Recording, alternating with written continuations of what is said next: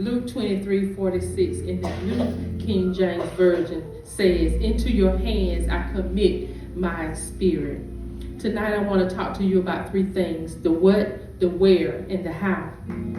Now the what is, as we look into Father, I commit my spirit, there are two things. There's mine and there is yours. So we're talking about two personal pronouns.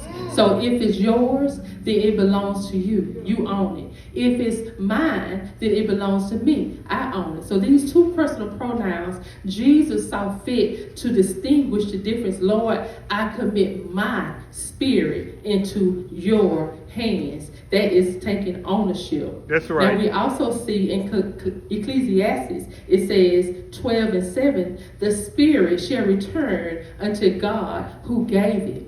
So Jesus is not only asking God to let me commit my spirit into your hands. It says in Ecclesiastes that the spirit shall return unto God who gave it. So he's actually returning it back to the Creator. So it is returning back to the Creator. Someone say, return to Creator. Return it to Creator. Amen. All right, and we also see that the where is your hands. So God, I'm putting my spirit into your hands. When you put something into God's hands, which is no other place that I would rather put anything into except for God's hands, you're putting it into a place of power. You're putting it into a place of authority. You're putting it into a place of safety. And you're putting it into a place of protection. That is the hand of God.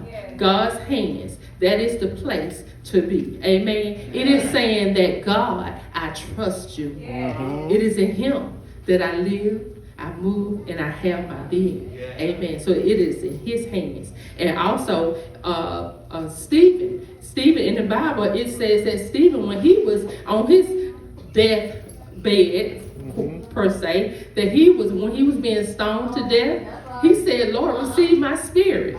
So he knew. Just imagine when you are at your wit's end, when you are at the end of your rope, you have time, like Stephen says, at the end of his lifespan. He had time to look to God and say, Lord, receive my spirit. He thought enough of his spirit to go back into the hands of the Creator, to go back into the hands of the sender. So that is what Stephen did as well. So it behooves you to make sure when you are at your wit's end, when you are dealing with so many different problems, make sure that you return to the original Creator that created you. That's right. Amen. And the last one, now we have seen the where is in your hands. The what is my spirit. And now let's talk about the how. So the how is commit. Amen. Amen. So the commit, what does commit means?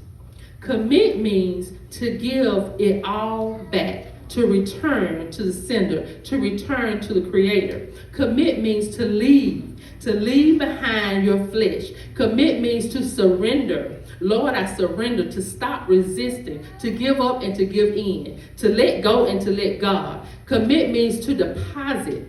When you're depositing something, you're depositing your will. You're depositing something that you possess. Commit means to turn over, to give and to provide, to fully submit. Commit means to abandon oneself. Luke 9:23 talks about if anyone wants to to deny yourself. If anyone wants to follow after me, let him deny himself, take up his cross and follow me. Paul also said, I die daily. So commit means to yield your power, to hand it over. Commit means to yield your control. When you yield your control, you hand it over. Commit means to yield your possession. That means you handing it over. Commit means to stop fighting. Who are you fighting against? Commit means to render. Psalms 116 and 12 says, what shall I render unto the Lord for all of his benefits towards me? That is sacrificing. That is surrendering unto the Lord. When you surrender, when you are rendering yourself unto the Lord, you are committing yourself unto the Lord, you're submitting yourself unto the Lord, you are saying, God, it is you that I want to submit my spirit into your hands. But guess what? Jesus was submitting his spirit unto the Father because that was the end. It was finished for him. Amen. But how many would like to just think about that thing? If he can think about, after all the turmoil, after all of the emotions that he was going through on the cross, he had time to think about the Father saying, Lord, I submit my spirit unto your hands. So if we can think about not dying, as Jesus was on the cross, he was on his death, bed. Now, if on the cross, if we can think about when we're at the end, when we don't know what else to do, when we don't know what else to say, we don't know what else to give, we're saying, Lord, I want to give my life back to you. So we don't have to be thinking about the death, but Jesus used that we can use it as an example, just like he gave the spirit back into God. We don't have to wait until we get to the end of our rope. He don't want us to wait until we at the